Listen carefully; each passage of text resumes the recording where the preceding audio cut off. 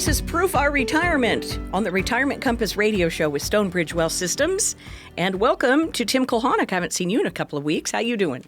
Doing okay. I mean, I was fine. The reason I was gone is just work-related things, whether I was in Phoenix in early December, I think for some TV stuff. And then we did a training event that I was leading here in the Lincoln office, and then holiday stuff, traveling. But now that I'm back, I'm just trying to recover from a cold. So, of course, now that I come back, I sound like Kermit. So that's great. Well, we're glad that you have made it upon the scene to talk to us about how to avoid these inflationary markers and market crashes and all of the things that are going on right now for those who are entering in retirement. Mm-hmm. I was noticing that the Oracle is gone. He is completely retired. And so what's going to happen with that $238 billion he's sitting on, do you think? I don't know. We'll have to wait and see. I suppose they'll keep looking for opportunities, and if you see a market pullback, you would expect to see a fair amount of that deployed, I would think, in some bargain sales. But, that's the thing about the stock market that, can be challenging for folks is they'll look at a Warren Buffett, a Berkshire Hathaway, I should say. They'll be like, I want to invest like that. And so he's got a bunch of cash, so why don't I start amassing a bunch of cash? And the problem is, not everybody can afford to do that because a lot of people are trying to time when they're going to deploy this cash. But if you're not already, using a balanced, comprehensive, disciplined approach to saving for retirement, you could be waiting a long time. Now, we had a bull market that went from, the 2009 period, basically, that essentially lasted, if you think about it kind of lasted to 2020. It was like the longest bull market in history. It just kind of kept going up. Were there pullbacks? Yes. Were there dips? Of course. Mm-hmm. Were there corrections? Yeah, we usually get about one a year. But was there like a full bear market? No, not until the pandemic. And so, a Peter Lynch quote that sticks with me that I try to, impress upon everybody is kind of some of the more sage advice that I've received in financial services is far more money has been lost waiting for a bear market than has been lost in any given bear market itself. So in other words, people lose a lot more money sitting on the sideline, allowing their money to be lazy and not work hard for them than they do actually. Because you think about it, if you were, there was a gentleman and his wife the other day, and he goes, "That's me. That's why I'm here. That was me." And you think about it, he said, I felt real smart because I avoided in 2020. I was out of the market. I avoided that whole loss. But it was a V-shaped recovery, right? So for those that can see, V-shaped recovery, you got the market going along like this, and then it just, that was the fastest drop of 30% or more in history for the S&P 500. But then it looked like a V in that it recovered rapidly. And so he felt real good for a short period of time, aha, I got it. But then what happened is he didn't get back in the market until, this April. Well, did he actually win? No, he lost money because the market is substantially higher today. Even at the low in April after Liberation Day, the market was still substantially higher than it was at the beginning of 2020. And so I know this isn't the topic of our show, but I think it's important going into a midterm election year where returns in the second year of the presidential cycle are usually more muted. Doesn't mean that they're bad returns. It still has the S&P still has a positive average, whether you go over the last 100 years or last 25 years, still a positive average in the second year of the presidential cycle. Is it lower than the first, third, and fourth years of the cycle? Sure, but that doesn't mean that you should try to time the market because you could end up just like this guy. Usually, if you use history as a guide, what month is the worst month for investors? Jackie, do you know? Is that, I want to say October, but that's not true. You're close. Yeah, it's September. September, okay. September, August, and February are 3 months that typically have not very good returns. I think September's average for, depending on what time period you use, there's one that you hey, it's a negative average. But what did the market do in September of 2025, the year we just came out of? Who can remember? I can't. 5% for the month. So you can't use like these rules of thumb. There's no one size fits all. There's no like, oh, well, the conventional wisdom says I should do this, therefore I'm only going to do this.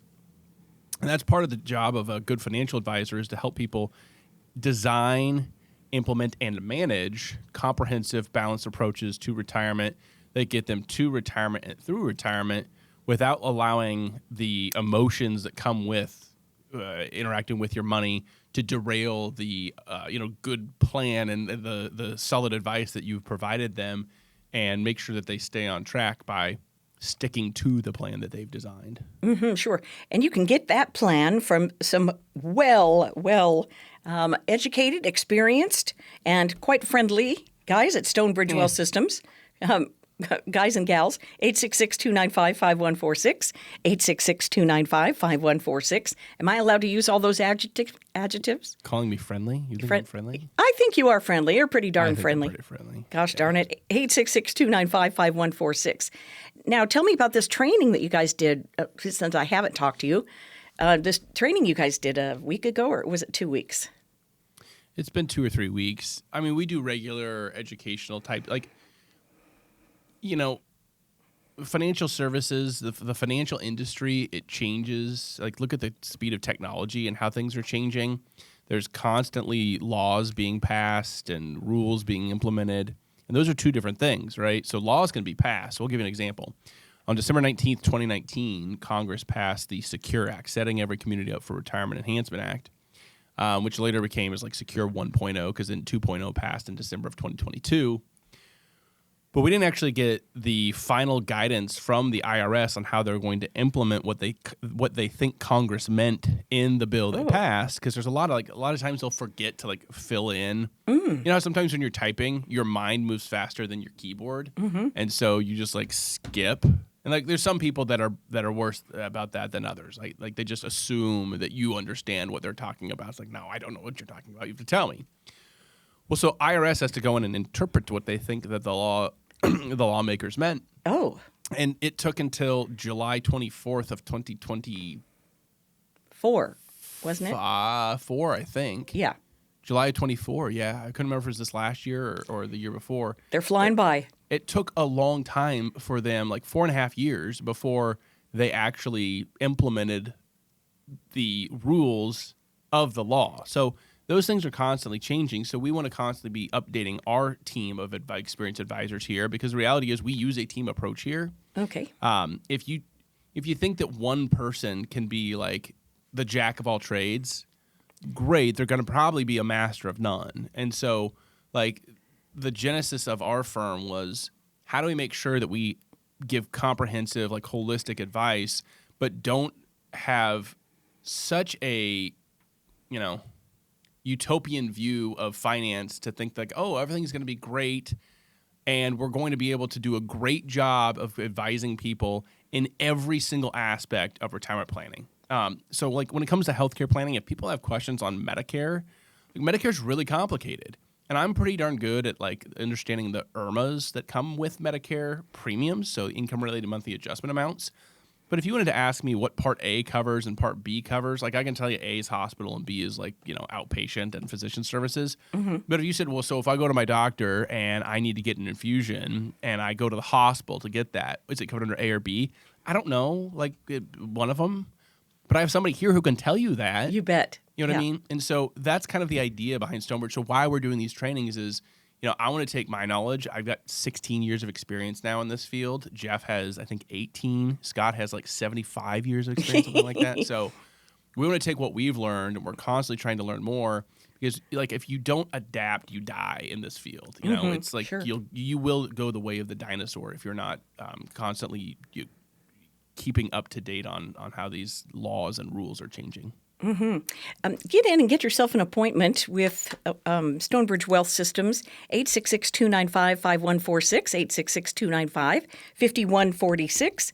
You could also check out one of the great landing pages that they've assembled.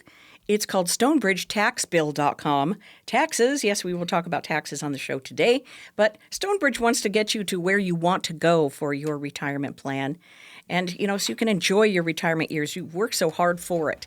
So forget what the Oracle is doing, forget what the market's doing. Talk to an expert team who can combine all of the points on the compass to get you where you want to go.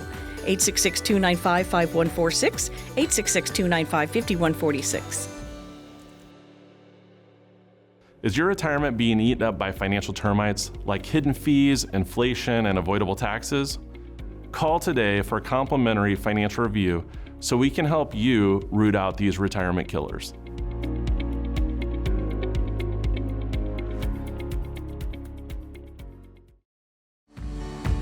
Well, they say retirement is the journey. It's the scenic route through traffic, detours, and a few financial fender benders. Well, hopefully not too many of those. Welcome back to the show, Retirement Compass Radio Show. I've got Tim Kulhanek. I didn't even introduce you on the last segment in the Lincoln office. How are you doing, Tim? You know what? That's okay, because people like me. They do. Gosh darn it. You're friendly. I like me too. Mm-hmm. Yeah. Hey, what is your favorite? You said Journey. What's your favorite Journey song? Don't Stop Believing, of course. Yeah, it's pretty easy. It's just so universal. Yeah. Isn't it? It was in the 70s, the 80s, the 90s, the 2000s, the 10s, So the in 20s. 2024, Forbes declared that song the biggest song of all time based on its massive digital reach. I'm not surprised. We used to listen to like 80s, 70s and 80s rock before and in between baseball games when I was growing up at Memorial Field up there. So like Boston would play a lot, Foreigner, Journey, a lot of great ones. Mm-hmm. I always had Motley Crue play for like my walk-up song and stuff. You did? You had Motley Crue? Which one? Kickstart My Heart. Just the beginning, because the guitar riffs and whatever is like really cool. Yeah. Like Ozzy Osbourne. I like, sure. Crazy Train, Chipper Jones, like all that stuff. It's great. Mm-hmm. I feel like I haven't talked to you since Ozzy Osbourne passed away. It's been a while now. It's been a while, yeah. Mm-hmm. I saw him. I went to Ozfest back in like 2006, I think, in Colorado at some amphitheater, Coors Amphitheater. And it was a lot of fun. And shoot, that's this summer, it'll be 20 years ago. And who can believe that? What's that? Who can believe that part? I know. Like Zach Wilde was there. So Zach Wilde became his lead guitar player. Mm-hmm. And Zach also had his own band that he did. I can't remember the name of it off the top of my head. But he's really good. He was fun to watch. Are you typing it in there, or am I doing it? It's on the tip of my tongue. It's really bothering me. Oh, boy. Black Label Society. Thank you. Yeah. Which was not well known. But no, it wasn't. Is well known for him. Yeah. Because he was the lead singer and guitarist of that. My golly, his hair was long. Oh, yeah, Zach Wilde. Yeah. Look at his beard. Yeah, he looks kind of like a madman. Awesome. Yeah. Kind of like a Rob Zombie type look. Yes. So. Amazing. Yeah. Well, here's what I wanted to ask you about. Because all of these, little detours and things that could go bump in the night in a retirement plan that does not have professionals behind it. These things could be, a volcano and they could just bump you right off the bed, forget your night's sleep. There's something really bad going to happen. But if you have a plan put together by a group of professionals like you guys at Stonebridge, then these little bumps in the road just won't even matter. You won't even feel it. We sleep better with a plan. I know there's some adjustments along the way people do have to make in retirement, but that's okay. You're ready for those. You're prepared to help people understand that. If somebody asked me, like, why should I work with a financial advisor? And, like, you see this online more and more because, there's kind of a new wave of financial advice out there. And it's, like, targeting younger generations. It's targeting more of the DIY. Yes. And the idea is, like, you've got these entrepreneurs who, like, some are really, like, they're brilliant. And they're like, hey, you know what? You don't need to pay a financial advisor. You just buy an index fund.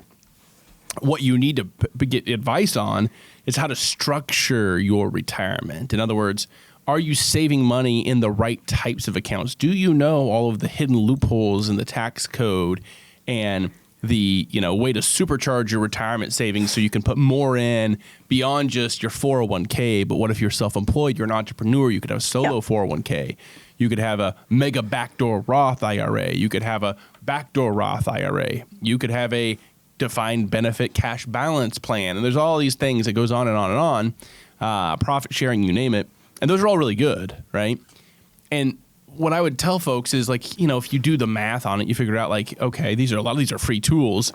They're free unless you actually want help. And if you want to totally DIY it, it's cool technology. If I wasn't a financial advisor and I was just doing this on my own, but I still knew what I know now as a financial advisor, that's what I would probably do because I know how to use the tools to implement it. The challenge, I think, where that arises is think if you I don't know anything about cars, right? Oh, right. So if I bought a 1969 Chevy Camaro that's the one that has the SS, the yellow one, remember? Well, the one that's that has elements of not only the SS but also Super Sport and LS or whatever it is, the hideaway lights, all that fancy stuff. But it needed restored. Mm-hmm. It's just gonna sit in my garage. I have no idea what to do. I don't know where to start. Right? Even if I had all the tools I needed in order to get it restored and make it look beautiful, it ain't gonna happen. I don't know where to start. I don't know what to do with the tools. It's no different when it comes to finance. You can have all such cool technology, but if you don't know how to use it to actually accomplish your goals, then it's just going to sit, and maybe not in your garage, but it's going to sit on your hard drive or whatever, right? So yes, I think the value that a financial advisor adds today, I agree with the people online that say, hey, if you're just going to buy an index fund, why would you pay a financial advisor? I agree. But think about what people have been doing for decades. They've been paying for expensive mutual funds that underperform benchmark, their index fund benchmarks, and they've been paying gobs of money to the financial services industry for decades, and not getting advice on things they ask a question on taxes. It's I don't go talk to your accountant, and the reality is most accountants don't have the time or the interest in sitting down, if they're what was it I always get this confused because there's the American, the ASCPA, I think, the American Society. No, see, I get it messed up. That's the American Society for the Prevention of Cruelty to Animals. Oh, that's dear. Sarah McLaughlin. Right, come on. And then there's the AIASCPA, American Institute of Certified Public Accountants, AICPA. According to their research, the average tax accountant, it works 80 hours a week from basically coming up here next week, in the next couple of weeks, wow, through the end of tax season, right? The average. A lot of them work a lot more than that, So they don't have time to sit down with everybody and do an hour and a half meeting on their planning for the next 6 months. I see. That's what we do here at Stonebridge. That's what you do, though, yeah. So tax planning versus tax prep is very different. So I think getting advice on when to take Social Security. I've had people come in and say, hey, you know what? I'm going to take Social Security at 67, but I'm going to have my husband take it early because he's not, he wants to retire early, and his is higher than mine anyway. And so even if he gets a reduction in benefits, his will be still more than mine, but I want to wait on mine to try to get more out of mine since mine's low. I think I need to wait. And usually I think that's backwards for most people because I'm just going to say, shouldn't it be the other way around? Yeah, it should. A lot of times the lower earner, and this isn't specific advice, mileage may vary, but a lot of times the lower earner, it makes no sense for them to delay, especially when you take into consideration, this trend has shifted somewhat, but usually it's the female that has the lower Social Security because she spent less time working outside the home and covered earnings. But there was one the other day where his full retirement age benefit is $4,016. I can still picture it. And hers is I don't know, let's just say it's $1,200 or something like that. Mm-hmm. Well, she's 62 already. Pull the trigger, because what it could do for them is he's going to work for another 5 years. But what it could do for them is they don't have a really large cash reserve. Well, I really, there's no emergency fund there. Well, let's get an emergency fund. Where are we going to get it?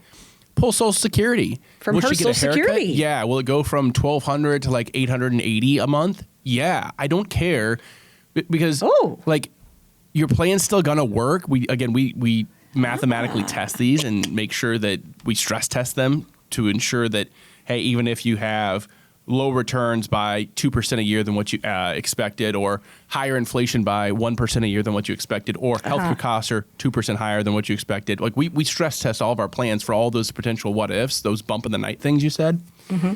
And so that way, folks, when they leave our office, they don't have, I can't use the G word, right? I can't say, I guarantee this is going to work, but I can provide you with clarity, knowing that your plan, again, confidence, because your plan's been mathematically tested in all these different environments.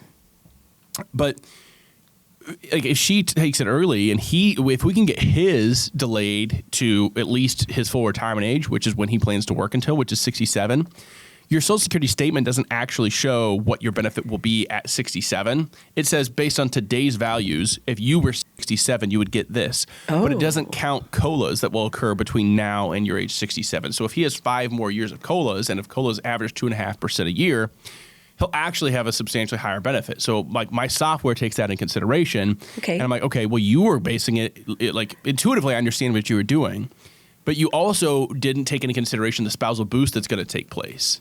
So I'm looking at, I have a whiteboard that I can see across the hall. Mm-hmm. This example I gave him, I said, if your full retirement age benefit was $4,000 and hers was $1,250, if she takes it early, let's say she gets $1,000 instead of $1,250. This is hypothetical. Okay. She takes it to 63. She gets $1,000 a month. Well, when it comes to spousal boost, the way that they calculate that is they say, okay, we're going to take the higher earners PIA, which is your primary insurance amount, which you get at your full retirement age, divide it by 2. So take 4,000 divided by 2. Okay. So the lower earners are always entitled to at least half of the higher earners benefit if they both file at full retirement age. So if her full retirement age benefit was $1,250 and his is $4,000 divided by 2 is $2,000, the difference between those is $750, right? So that's her full spousal boost. So if she's 67, full retirement age, when he pulls his benefit, she'll get that full $750. Now, if she's 68, will she get more because of delayed retirement credits? No, because spousal benefits don't earn delayed retirement credits. However, if she files early, like I said, at 63 and gets $1,000 instead of $1,250, will she get the full 50% or $2,000? No, because hers is a permanent reduction when she takes it early. Her $1,250 turns into $1,000. She still gets the full spousal boost of $750, so she gets $1,750 and $2,000. Now, most people that just listen to me go through that, like if they were driving, they're honking the horn, they're screaming, they're like, "Why is he talking so fast? It's so confusing." And why are we doing math on the radio? I don't even know.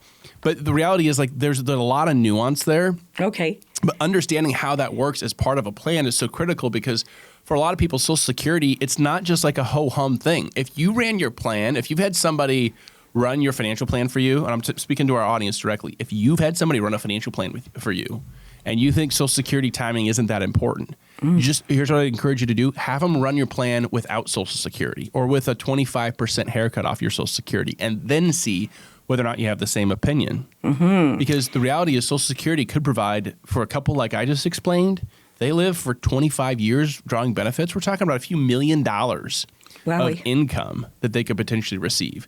Very good. Is that worth a second opinion, making sure that you're working with somebody who understands the nuances like I just went over of that law? I think it is. That's why I think, now is as good a time of any. Start of a new year, fresh slate. Give our office a call. Jackie will give you the number and we'll get started. Great.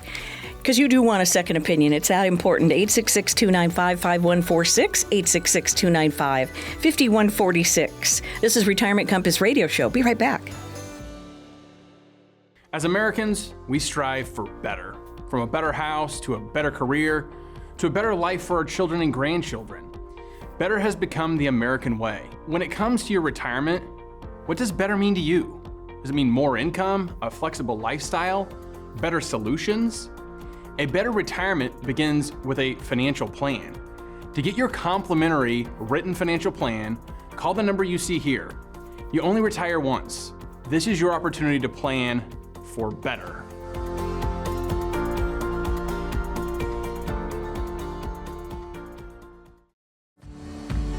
This is a farmer-approved segment of Retirement Compass Radio Show, Stonebridge Well Systems. I've got Tim Kulhanek in the Lincoln office, Jackie Selby on this side of things, and boy, there are a lot of our ag clients who are thinking about retirement, 2026, 2027. Just the national averages, let alone, our Nebraska averages of the age of the farmers. Tim, what's going to happen when everyone retires? I think if you look at just kind of the state of the ag economy, it's been challenging, obviously. Nobody's buying equipment. Equipment's really expensive. If you look at the price of aluminum, you want to buy just a base, like, general stock trailer, that price is 4 times what it was, 3 times what it was in 2020. Nobody can afford new equipment, but like they don't want to be running with really old equipment. They're worried about the cost of breakdowns. You rent land and you add up all your utilities and your rent and everything, and you start doing the math, and you're like, wow, this math ain't mathin'. Right. And so I think for a lot of people, it's, how long do unfortunately, some people, like, this is the thing that we've always tried to instill in our ag clients is, sometimes they use scale as a tax strategy. Like, I need to not pay taxes on the income that I generated from last year's harvest when I sold grain. Therefore, I need to scale. So I need to rent 1,000 acres and have a bunch of expenses so I can prepay. But like, imagine somebody running on a treadmill. Let me take a step back. Please. Let's say that, like, what are the two things, like the old saying for how you can incentivize somebody to do something? You can either use the stick or the what? Feather? Carrot. Carrot. Sorry. Stick or carrot.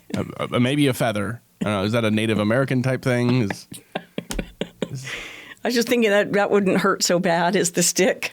Yeah. Okay. You tickle them, like, come on and do it. Come on. Anyway, the carrot. Hey, come on. I'm going to give you this carrot. Yes, sir. But if you're on a treadmill chasing the carrot, it's like you're not actually getting. And so when you think of like people using scale as a tax strategy, I don't think it's a great option. Or they've got like $1 million of equipment, and a lot of them never did any retirement planning, right? Because that's not really retirement planning. Because then they're like, my son wants to take over the farming operation, but he can't afford any of the equipment. Okay, so how do you retire? Oh boy. Like, it's literally just a treadmill. And so we try to help people get off that treadmill. And sometimes it's just like, awesome, you got to scale back. Maybe now is time to scale back. Somebody else will rent that land. Somebody else will want to farm it. And, it could be something that you can sell the family, your heirs, what they can afford. And some of it, maybe you sell to somebody else. And if they need to rent equipment, okay. Or maybe you set up a equipment LLC and you're renting them equipment with a contract that, you got to, this is a gray area with the IRS, so I don't want to like talk about the tax implications of it so much, but like a way to try to minimize tax liability while also realizing that a lot of people in that scenario, they don't want to be liable for, again, maintenance and breakdowns, and like, hey, if you're leasing this equipment from me and something happens to it, you are paying for the repairs. So I don't have that hanging over my head. And, if I've got a home 80 or quarter I want to continue to farm, great. And if I don't want to farm it, but I still want to be a farmer, okay, somebody can custom farm it for me. I don't know. I'm just throwing out all these different ideas. I see. This is Clever. what I'm seeing. Okay. And these are the discussions that I'm having with our ag clients. And what's interesting is if you're getting close to, that phase out point, one of the things that we've done with some of our ag clients that I think has really changed the game and give them a little bit more of feel like they have a backstop and more flexibility and a safety net is said, hey, like these last 3-5 years of your working farming career, we need to start putting money into something other than equipment or grain storage, or it's like, great, you've got bin space for 200,000 bushels. It's amazing. But like, how do you take a withdrawal from your bin space? Okay. It's not your grain in the, like, you understand what I'm saying? So I see. All right. And so where I'm going with that is real quick is we start having that conversation of how do you actually put money aside in a qualified account, tax qualified account that can work for you, still get you the tax benefits you need today, while also planning for the liquidity and the more flexibility that you're going to want in the future. Very good. Now use this number so you can talk to the team about your grain, about your exit strategy. 866-295-5146, 866-295-5146, or your legacy plan. That's what Stonebridge does, 866-295-5146.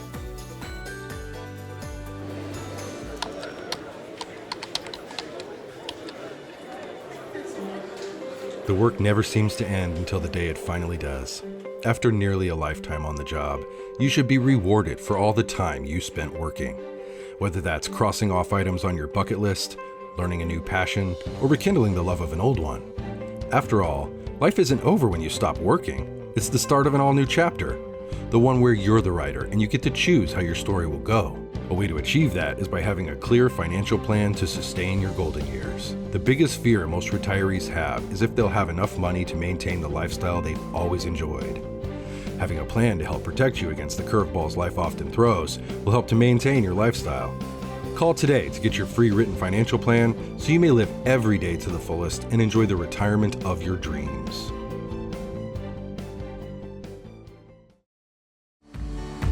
Hey, welcome back to the show. It's Retirement Compass Radio Show with Stonebridge Wealth Systems with offices in Omaha. I've got Tim Kulhanek in the Lincoln office right now, but also offices in Grand Island and Kearney. Big office, big new office in Kearney.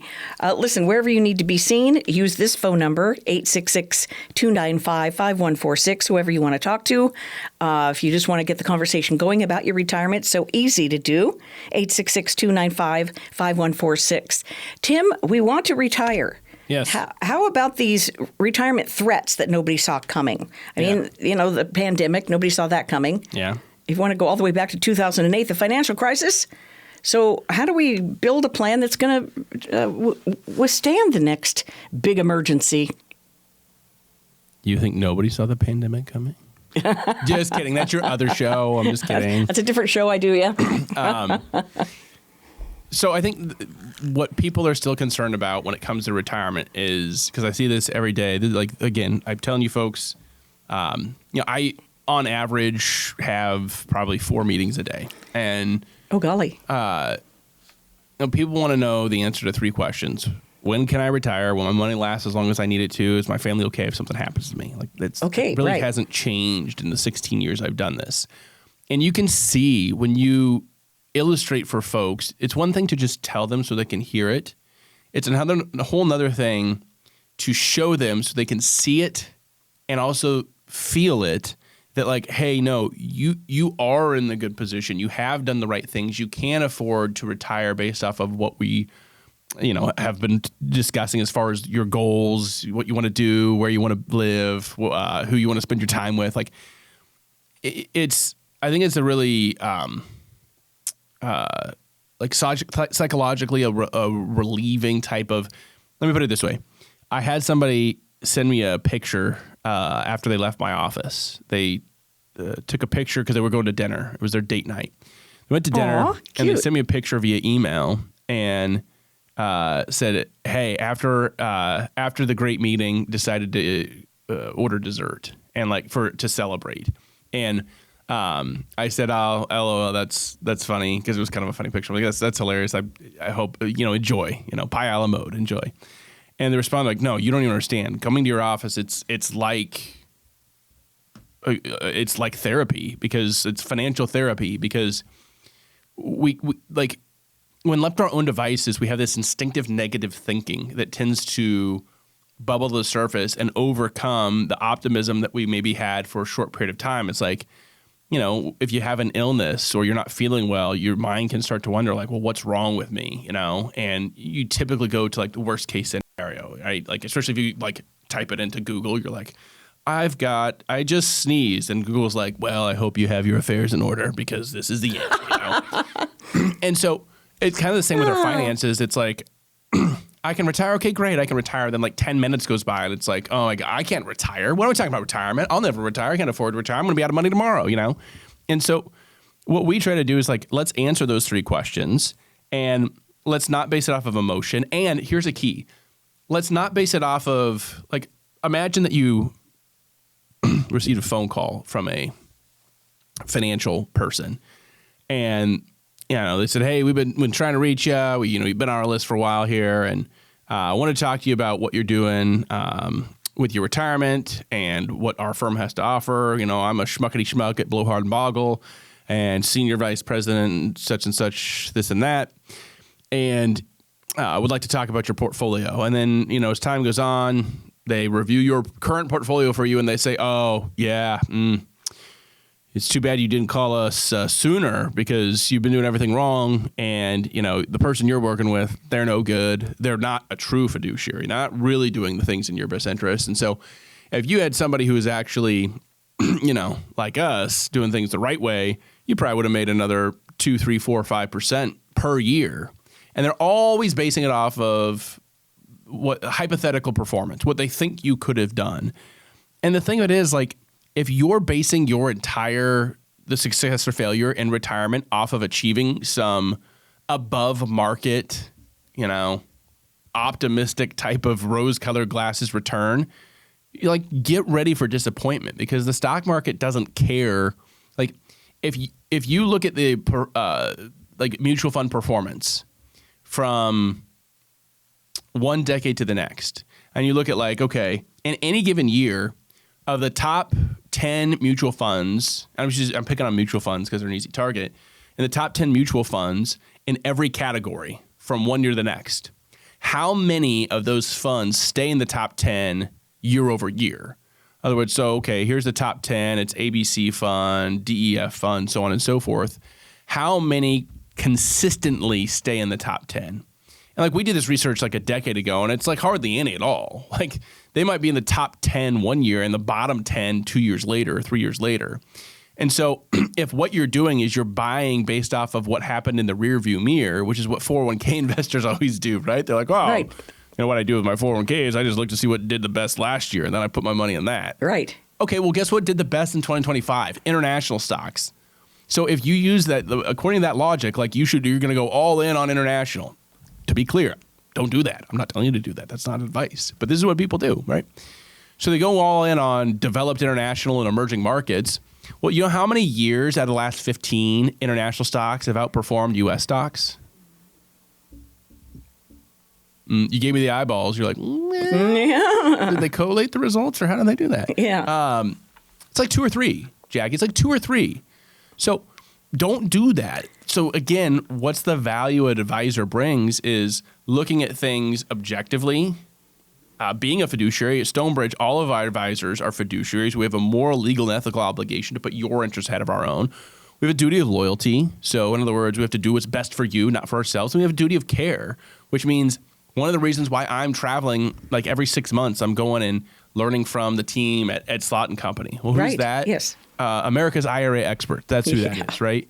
I'm making sure that I'm going to doing our training events here in our office. I go to other events. I was in Kansas City this past fall for a tax planning class and workshop, 2.5 day or 1.5 day class. Wowie. That's that duty of care to make sure that you're doing the best thing for folks. So that way, when they come in and they have these concerns, I'm not basing my answers to when can I retire, my money lasts as long as I need it to, and will my family be okay based off of some hypothetical performance of a strategy that may or may not pan out. I'm basing it off of, are you saving enough? Are you saving it in the right accounts? Is it allocated properly? Is it risk appropriate? And do you have a realistic vision or realistic perspective of what retirement might actually look like?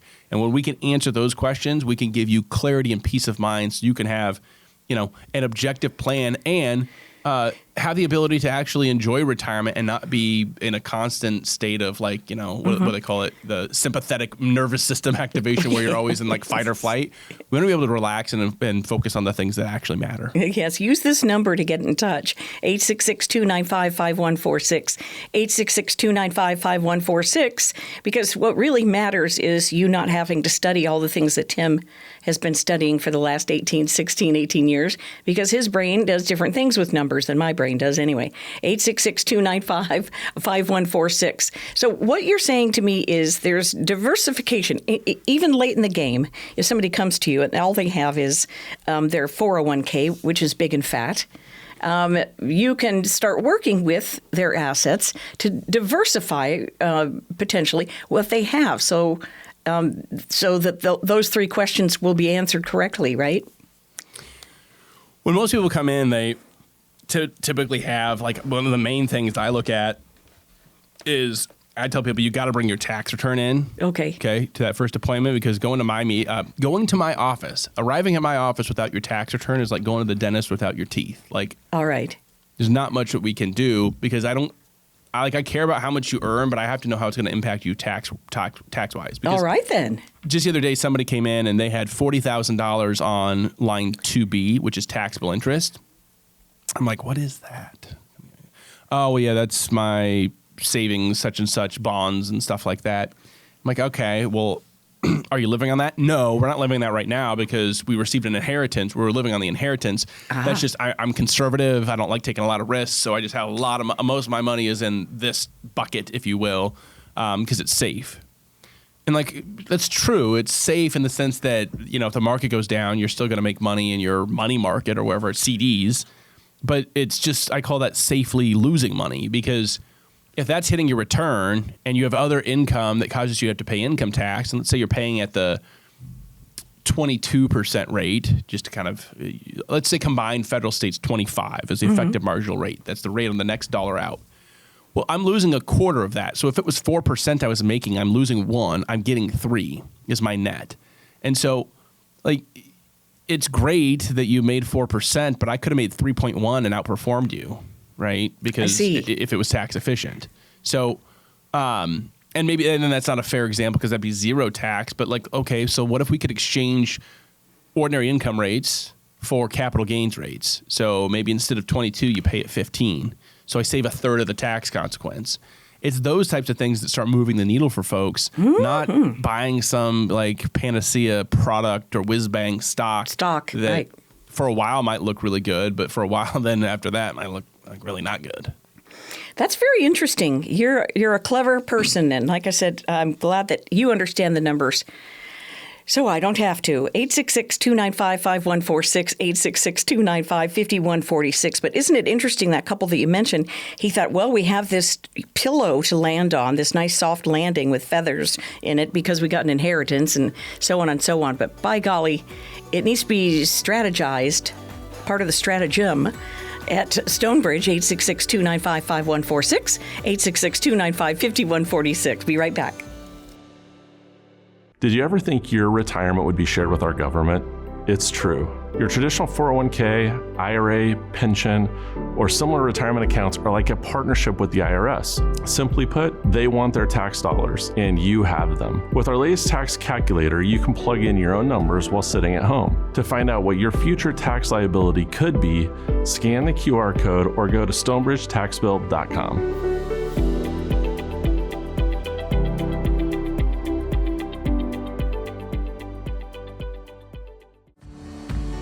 All right, you've got questions. Tim has answers. How about a business worth about $5 million, Mr. Kulhanek, but only one of the 3 children is interested in taking it over? They want to be fair but avoid family conflict down the road. I mean, gosh, this could apply to our ag clients, of course, too. How do you help clients balance succession, estate equalization, and minimizing future estate taxes? So I'm just going to think about this for a second. Only one of the 3 is interested in actually operating the business. Right. So let's talk about how not to do it, because you're going to make your kids hate one another and they're going to fight. And all right. Remember, like, if when you pass away, it's not just your kids that are dealing with one another. It's their spouses as well, right? And so it may, while you're living, they might be like, oh, everything's great. We're all singing Kumbaya and having, Thanksgiving dinner together. Radio. But like money changes things, And so I had a couple who came in, heard us on the radio. Yay. And they own a farm and ranch operation. And let's just assume it was worth like $7.5 million. So it's close to this scenario. Okay. And they have 3 children. Oh. This is very close to the scenario. Interesting. Only one of them was engaged in the farm and ranch operation. And I asked, well, do you have a will or trust, whatever? We just have a will. Oh, okay. dear. Oh, dear. Okay. Okay, that's fine. You can get stuff done with a will. It's just going to be probated, but okay, that's fine. Well, what does your will say? Who does everything, like, when it comes to estate planning, you've got 3 questions. Who, and what? Who's in charge while you're living? Who's in charge when you're not living? And what does everybody get? You can use a will or trust to kind of determine those things. And for will, it's a personal representative / executor.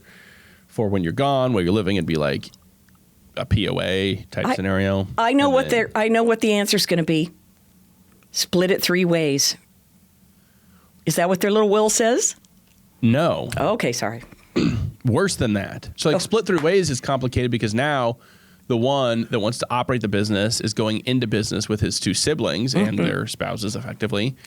And okay, so how's that going to work? Am I going to rent the land from you? And who sets the land rent? Is it written out in the estate documents? Can you sell it at any time? And I just have to try to be the highest bidder? Is there first rights of refusal? Is it tethered to anything like, hey, the UNL Ag Survey that comes out every year? And now I'm not saying that's wrong doing it a third. I'm just saying it's not as easy as saying, okay, this is clean and it's not as clean. Everybody's happy. Right.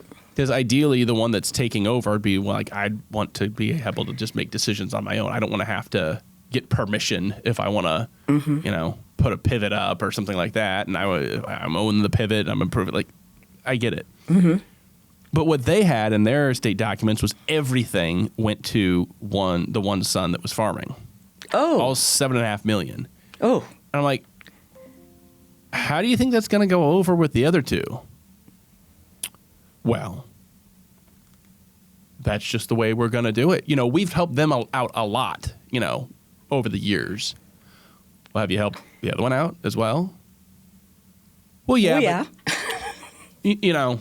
He's the one that decided he wanted to be a farmer, and the other 2 decided not to be. So that's just the way it's going to be. I'm like, I would just encourage you to have a conversation with everybody so there's open lines of communication. Obviously, the last thing you want is to have family drama now or in the future. Yes. And a great way of preventing that is communication. So what I would encourage you to do is talk to them. Now, a lot of times what we do in these scenarios is we'd be like, all right, well, let's leave your financial assets to the other ones then. Let's leave the farm to this one, and then we'll leave the financial assets to the other ones. This one won't get any financial assets. So like your IRAs, your 401ks, your 403bs, your life insurance, whatever it might be. Well, I'm like, well, do you have any 401ks? No. IRA? No. Brokerage account? No. Okay. So like everything's in the farm. So you're leaving literally everything to this one. Yeah.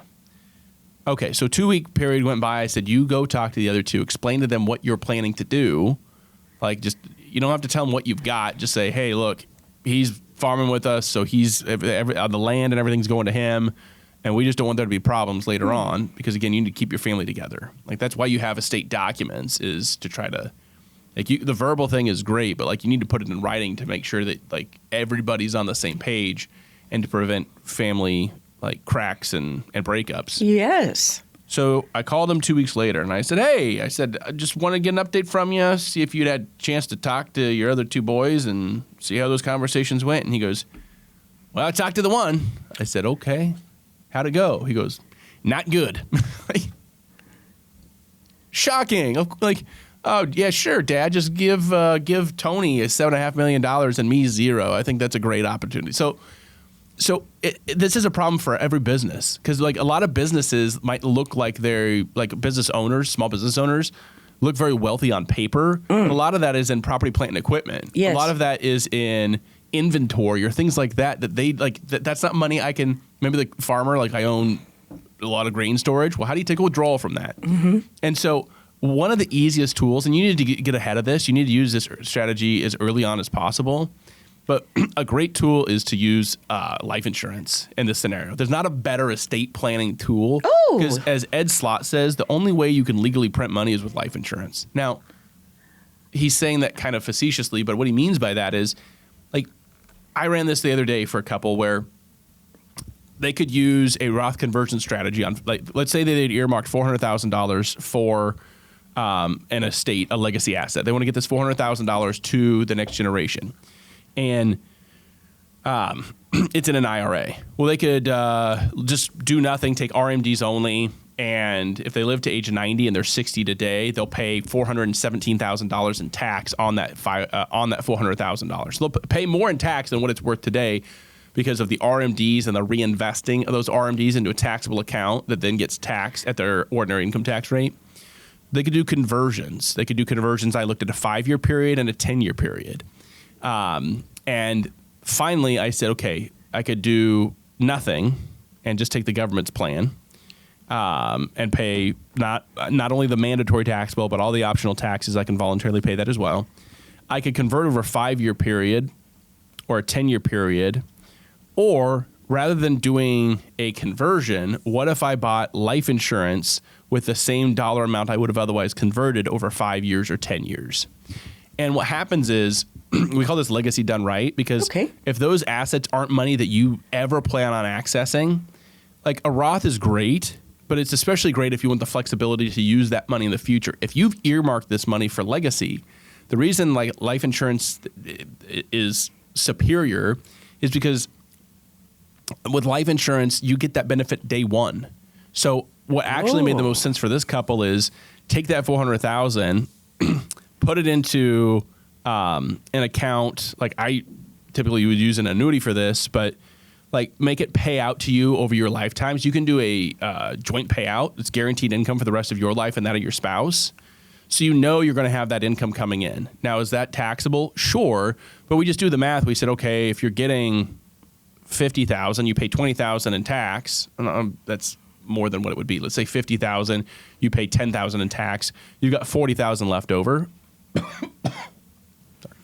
Use that $40,000 and use that as a premium on this life insurance policy. Use what's called a second to die policy is what we typically use because it's a little bit cheaper oftentimes, and it pays out the death of the second surviving spouse. What ended up happening is the break-even point at the 5 years was like age 89, where your Roth finally would catch up to the value you get from life insurance. Over the 10-year period, it was like age 87. With the lifetime pay, there was never a break even. The Roth, you couldn't live long enough. You'd have to live well into your 90s or to 100 in order for the Roth to actually be worth more than the life insurance strategy because it just bought so much life insurance. It brought I think it's like $1.2 million of life insurance. That's a lot. And so day one, I've got $400,000. I do one payment into this life insurance policy. I've got $350,000 still in this account, plus I've got $1.1 million of tax-free death benefit that's guaranteed until age 120. So, like, do we have to scale this because this is $5 million and we're talking about like just $400,000? Sure, but the same principle applies. Life insurance, it is income tax-free at the state level, the federal level, inheritance tax-free as long as it's not left to your estate. And if you do have an estate tax problem, which most people don't, 99.9% of people do not, but if you did, we could structure it inside of an ILIN, irrevocable life insurance trust that has no limit on how much can go into it. And it would be estate tax-free as well. I love it. I like those eyelets. They're very, very handy. 866-295-5146. Call Tim, call the team at Stonebridge Wealth Systems, 866-295-5146. Get it in order. But that's the only scenario I had time for. Isn't it interesting? It was so close to one that, but it's not uncommon, is it? No, and what I would tell folks is like, if this is something that resonates with you, like, hey, I've got this lazy money. It doesn't have to be IRA money. It could be money that's in a brokerage account that is earning 4% or 3% in a safe investment, but it really is just like losing money safely because you're not barely keeping up with inflation. It's not tax efficient. Call our office, schedule an appointment. It could be a 15-minute phone call. It could be a virtual meeting. It could be in one of our 4 locations. Say, hey, I heard Tim talking about legacy done right.